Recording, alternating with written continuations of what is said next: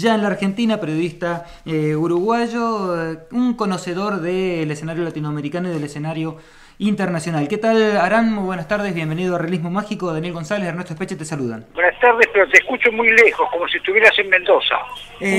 Vamos a achicar la distancia, Aran. Ahí vamos a ver si levantamos un poquito el retorno para que nos puedas escuchar un poco mejor y podamos dialogar como corresponde. ¿Ahí nos escuchás mejor, Aran? Un poquito mejor. Bueno, fantástico. Obviamente la pregunta obligada, Aran, tiene que ver con la designación del nuevo jefe de la Iglesia Católica, Jorge Bergoglio. ¿Cómo repercute esto en América Latina para pensar a la política latinoamericana? Hay varias interpretaciones posibles sobre este asunto y vos, como analista de la política latinoamericana, nos gustaría que nos des una mirada posible sobre eso. Mira, yo creo que va a haber una mirada diferente quizás desde el Vaticano. Yo no creo que haya ningún cambio sustantivo. Bergoglio es un hombre capaz de enderezar un poquito todo el ajuste financiero del Banco Vaticano, pero sus pensamientos son bastante conservadores, todo con lo que tiene que ver con el aborto, con el matrimonio igualitario. O sea, por ese lado no creo que pueda haber cambios, y no olvidemos que la Curia Vaticana es uno de los colectivos más conservadores que hay en el mundo, ¿no? Ahora, más allá de que sea argentino, es un príncipe de la Iglesia Católica Apostólica Romana. Está clarísimo. Ahora, ¿cómo se explica desde tu análisis la celebración o la mirada auspiciosa de varios de nuestros mandatarios en la región, incluso aquellos que llevan adelante procesos que están en las antípodas de la mirada política de la Iglesia? Digamos, la declaración de Maduro, la declaración de Correa, de la propia presidenta argentina, han sido miradas un tanto optimistas sobre esta situación. ¿Cómo se explica desde tu perspectiva esto? Yo creo que es más una expresión de deseos que de realidad. Y además una cuestión de identidad latinoamericana. Pero no lo veo más allá de eso, porque si hacemos un análisis, no creo que los cambios sean muy profundos. Ir de un papa de filiación en la juventud nazi a un papa que tuvo un pasado no muy claro por la última dictadura argentina. Creo que las frases, las expresiones, las campañas hechas por Bergoglio en Argentina no dan lugar a ser muy optimistas con ningún cambio trascendente en la política vaticana.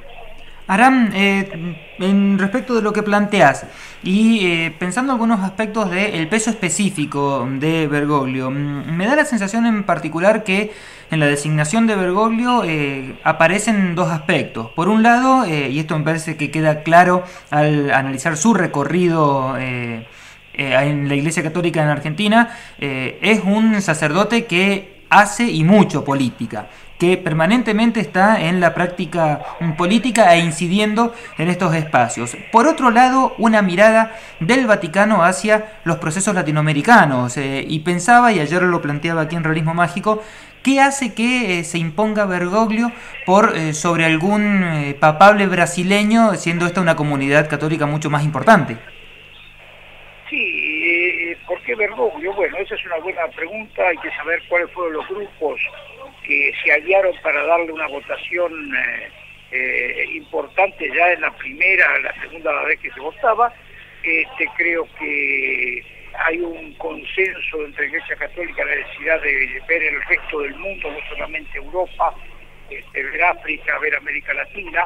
Y en el caso de los brasileños, los obispos brasileños siguen muy influenciados por lo que fue la línea de la teología de la liberación, y posiblemente no sean muy confiables para lo más conservador de la Curia Vaticana. Aran, sabemos que sos un conocedor de la cultura de este continente sudamericano y latinoamericano. Inclusive cuando tuviste el desafío de armar Telesur, pensaste una identidad latinoamericana que se expresara en un medio de comunicación. En ese sentido, la pregunta es, ¿cuál es el peso del catolicismo en América Latina, y si ese peso sigue siendo tan influyente como en otros momentos, ha decrecido, y si eso se corresponde además con una mirada lineal en torno a la jerarquía eclesiástica, digamos, si la cultura tan arraigada del catolicismo en América Latina se ha modificado, y en todo caso también cómo se relaciona con la jerarquía de la Iglesia, ¿no?